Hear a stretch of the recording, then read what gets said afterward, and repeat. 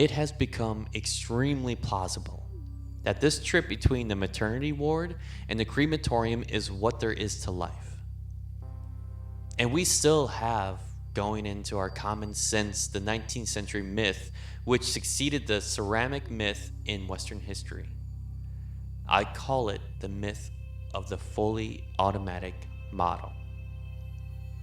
Man is a little germ that lives on an unimportant rock ball that revolves around an insignificant star on the outer edges of one of the smaller galaxies.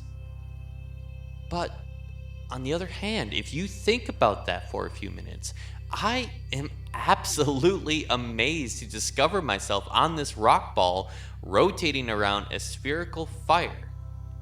It's a very odd situation. And the more I look at things, I cannot get rid of the feeling that existence is quite weird. I know that. See, a philosopher is a sort of intellectual yokel who gawks at things that sensible people take for granted. And sensible people, existence is nothing at all. I mean, it's just basic. Go on and do something. See, this is the current movement in philosophy. Logical analysis says you mustn't think about existence. It's a meaningless concept. Therefore, philosophy has become the discussion of trivia. Well, no good philosopher lies awake nights worrying about the destiny of man and the nature of God and all that sort of thing, because a philosopher today is a practical fella who comes to the university with a briefcase at 9 and leaves at 5. He does philosophy during the day, which is discussing whether certain sentences have meaning, and if so, what? The problem is he's lost his wonder.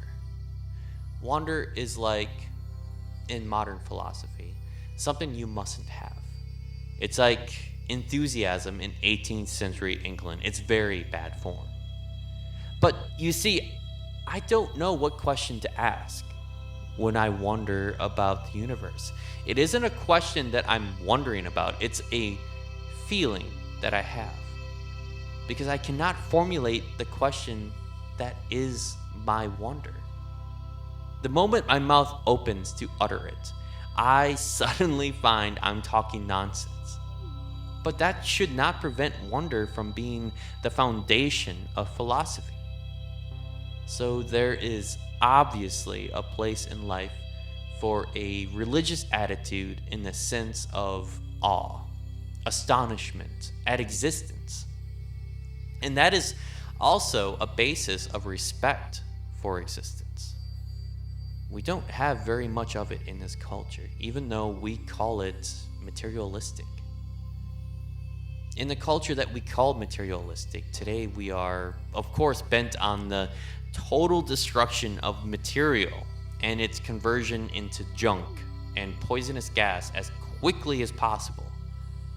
This is not a materialistic culture because it has no respect for material. And respect is, in turn, based on wonder, on feeling the marvel of just an ordinary pebble in your fingers.